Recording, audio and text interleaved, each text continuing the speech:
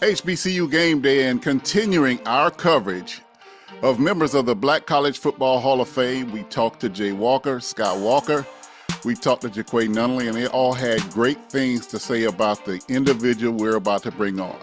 Bethune-Cookman's own Rashean Mathis was a beast. In college, 14 interceptions his senior year, the Buck Buchanan Award winner, a lockdown DB, and kick returner. He went on to the NFL, to the Jacksonville Jaguars, and had a stellar career and has records that stand to this day. Rashean, how you doing today, brother? I'm great, Vaughn. Thanks for asking. It's a pleasure to be with you. Well, awesome. Well, we're excited for you. We're always excited at HBCU Game Day when we see our stars being recognized. And the Black College Football Hall of Fame is actually the peak of recognition in Black college football. And you're a guy that I personally got to see covering FAMU, watching you torch FAMU for some years in the Florida Classic. That wasn't fun, but I don't know if you remember this. And I talked to Coach Wyatt about this. Your senior year, after that Florida Classic, I came behind the bench. I was a member of the media. Wasn't supposed to do this. I say, look, man, you have torched FAMU for 4 years. Go to the NFL and do that. And we had a good laugh on the sideline behind the bench. And you did exactly that. You went to the Jacksonville Jaguars, 30 career interceptions, 500 interception return yards, as well as 104 passes defended. All three of those are records with the Jaguars. Rashean, how did we get here, man? How did we get here?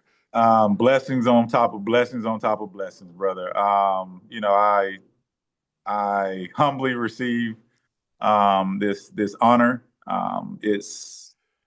It's a lot of hard work, dedication, and a lot of luck, and a lot of things going your way.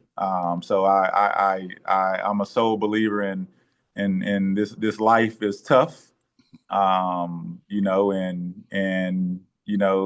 some of us when we roll the dice, we're half a turn away from things going the opposite way. So I know there's a lot of people that looked out for me.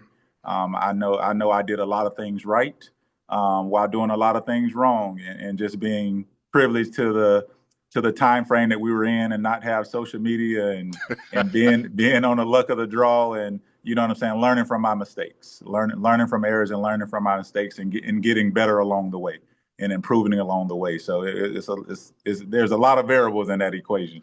Well, talking about your journey in high school, you broke your leg, which means you didn't get a lot of those offers. Just talk about that. Yeah. So, I went from getting all the offers with shoebox full of letters from every college you can name, to my senior year breaking my leg, like the fourth or fifth game of the season. Having a great beginning to my year. I think I had 8 interceptions within 4 games. Wow. And then broke my leg, and I thought the world was over, right? Thought the world was over. And then, Citadel and Bethune and all of these small colleges start knocking on my door after I broke my leg. And, it was a blessing in disguise that, Alvin Wyatt, my to-be head coach, was from Jacksonville. His brother actually taught at my school. And, the rest is pretty much history. Well, you did have a coach that it's kind of hard to tell him no. Anybody who knows Coach Wyatt knows that he could be very influential. And he took you under his wing. And it seemed like you had almost a father-son relationship. And that kind of nurtured you on to your career at Bethune-Cookman. For sure. He recognized talent. That's one Wyatt. Well, that's one thing about Coach Wyatt. If he was a talented player, he was, he recognized talent, and he catered to talent. And that's one of the things that I was blessed, and I was fortunate that he was a DB. We had Coach Terry Williams. I got to give him a lot of credit. Him and Coach Wyatt. Those two heads together, they were, Coach Terry was with the Jets. He got drafted as well, and being a DB as well. So him and Coach Wyatt, having 2 formal NFL players on my coaching staff as DBs, definitely helped me out a lot. And helped me out a ton. Yes. And you also played during what I call the golden era of the Florida Classic. During the time when Coach Wyatt was coaching at Bethune-Cookman and Billy Joe was coaching at FAMU, Yes. Those 8 years, the Florida Classic averaged 68,000. Right. It was Right. it was one of the biggest games in Florida Yes. at the And time. those were tickets sold, right? Those were Those were tickets sold. Exactly. Yeah, we can't account for all the people that stayed at the tailgate, snuck in somehow, or that sort of thing. Yeah, it was really a major force and the biggest classic during that time. And if I'm talking about the Florida Classic, I cannot talk about the Florida Classic without talking about that field goal return that you made against FAMU. I'll never forget that. I was shocked on the sideline, shooting pictures.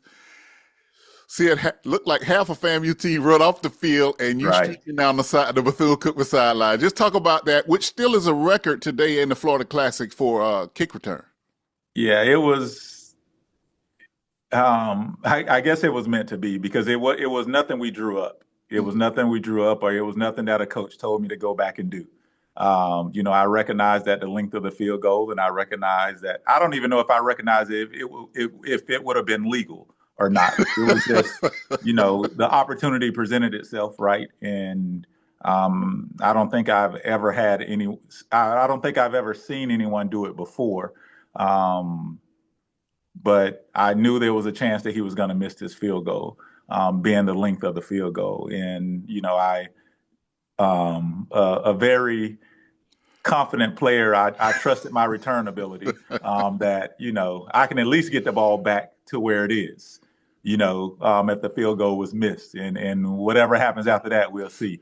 So it was one for the ages, I guess, one for the ages.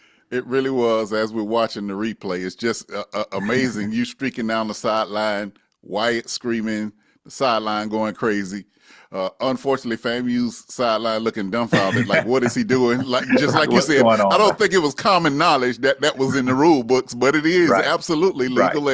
And we've seen since then, and I don't know if that play awakened college football, because since then we've seen some people trying to return failed kicks now. So it's a thing that special teams prepares for. But just like you said, you might have been one of the few people in there that really recognized that, hey, I can take this ball and run with it. Right. And the funny thing is, I think a couple years after that, I think it was Deuce McAllister. I think he did it.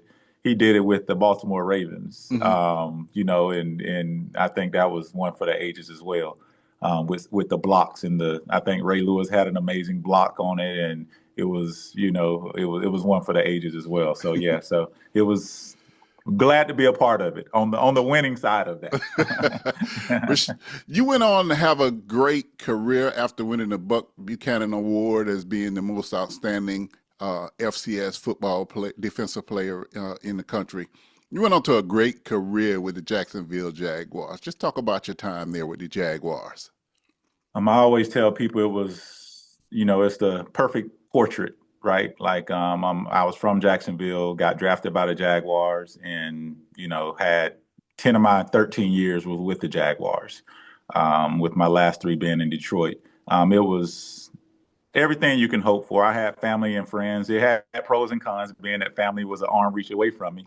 But when I look back at it, 10 years on one team, right? Like, who would have known what would have happened if I would have got drafted by someone else? I had Jimmy Smith, who is arguably one of the best receivers ever to catch a football. He was there. I lined up against him every day in practice.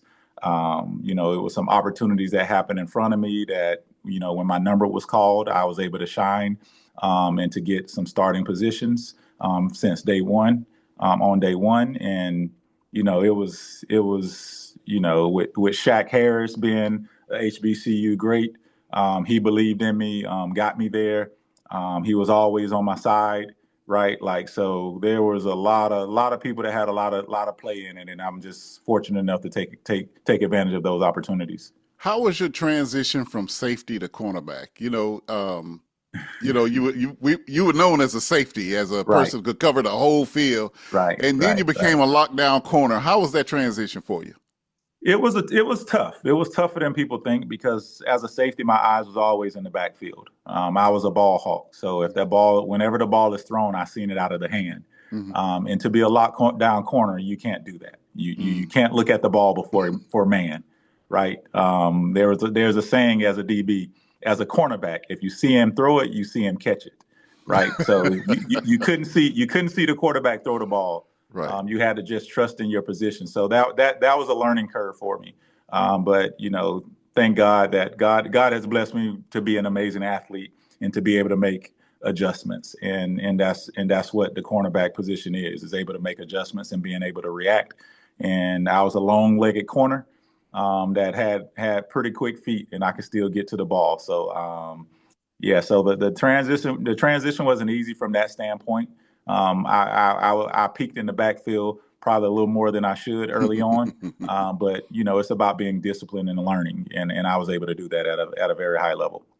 So now you got Cy McLaren, Larry Little, Alvin Wyatt, and Rashean Mathis goes right up there with those names of BCU football great, BCC when you play, but BCU football greats. How does that make you feel thinking about you're in the upper echelon of people who've ever played at Mother Mary School? It's a blessing, man. I get chills thinking about it, just the history.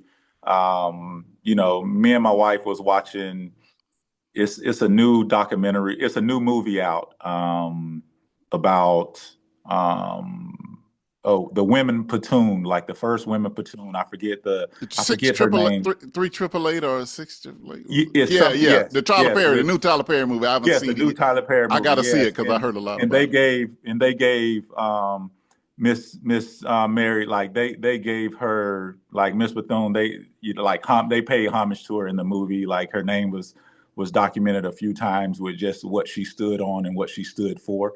And just being able to be a piece of cloth in that fabric, cut from Bethune Cookman, BCC, like you said, as we knew it, BCU now with advancement. It's an honor. It's an honor to be with Mr.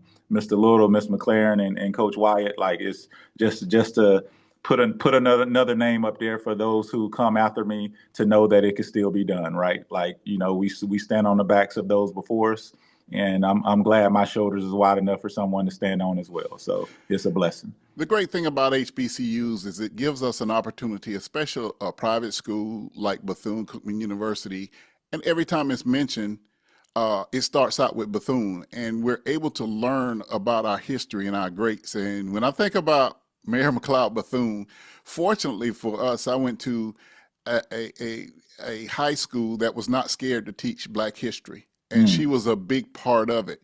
And then as a journalist, as I got older, I learned, doing a story on the band, talking to Donovan Wells, he shows me a picture of her leading the marching band back in the day. I mean, she was just an amazing woman. We all know that she started the school with little to nothing. Right.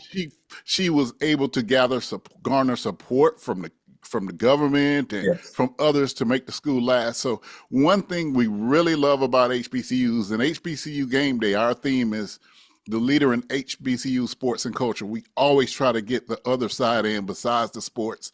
And you played at a university named after a remarkable woman.